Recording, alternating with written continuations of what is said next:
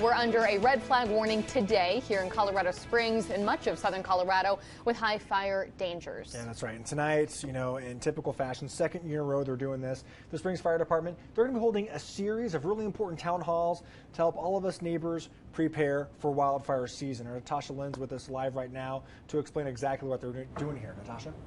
Days like today, with high temperatures, these gusty winds, and low humidity, they really serve as a reminder that we do live in a wildfire high-risk area. And there's a lot of different homes in the wildland-urban interface in and around southern Colorado, which are the residential areas built close to the mountains and grassy or forested areas. In response, the Colorado Springs Fire Department is holding a series of Living with Wildfire informational meetings to empower the community to be ready if a wildfire happens.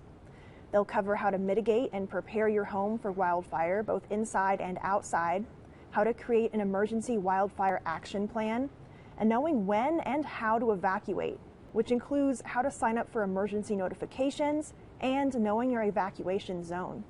We're reminding everyone everything that turned green turns brown, and when it's dried out it has a high propensity to catch fire. So today is one of those days. We're in red flag warning.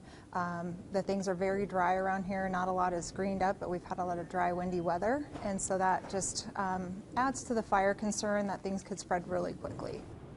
The meetings will be held in multiple neighborhoods that have been identified with a high wildfire risk.